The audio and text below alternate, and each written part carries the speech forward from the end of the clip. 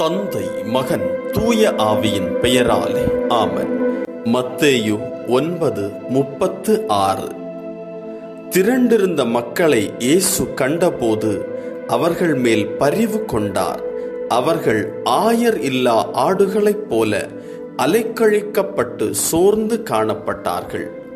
அன்பார்ந்தவர்களே, ஆண்டவர் இயேசு செய்த புதுமைகளை பார்த்து சாதாரண மக்கள், பரிசேயர்களால், சதுசேயர்களால், சமூக தலைவர்களால் ஒடுக்கப்பட்ட, கீழாக நடத்தப்பட்ட மக்கள் எல்லோரும் ஆண்டவர் இயேசு எங்களை வழிநடத்தக்கூடும், எங்களது வாழ்விலே புதுமைகளை நிகழ்த்தக்கூடும் என்று எண்ணி ஆண்டவர் இயேசுவை சூழ்ந்து திரளாய் நின்று கொண்டிருக்கிறார்கள்.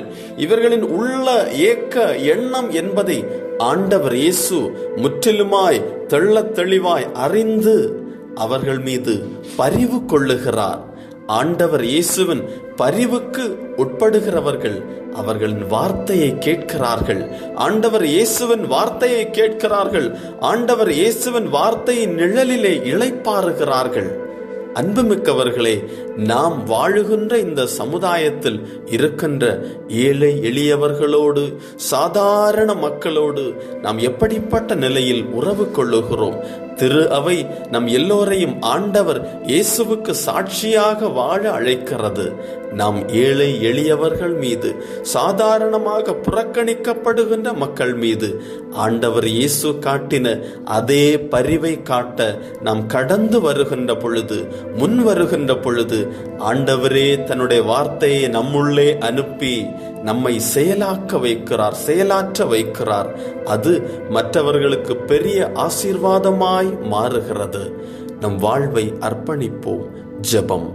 ஆண்டவரே, என்னுடைய வாழ்விலே பல நிலைகளில் பலதரப்பட்ட மக்களை நான் சந்திக்கிறேன். அவர்களுக்கு நான் ஒரு இயேசு கிறிஸ்துவாக, அவர்களை தேற்றுகின்ற வார்த்தைகளை பயன்படுத்துகின்ற ஒரு நல்ல ஆயனாக உருமாற்றுவீராக, என்னை உருவாக்குவீராக. அவர்களிடையே பேசும் பொழுதும், பழகும் பொழுதும், அவர்களோடு பயணிக்கின்ற பொழுதும் எனது வாழ்வு ஆண்டவர் இயேசு கிறிஸ்துவாகிய உம்மை வெளிப்படுத்துகின்ற விதத்தில் அமைந்திருப்பதாக என் வாழ்வை உமக்கு அர்ப்பணிக்கிறேன். ஆமென்.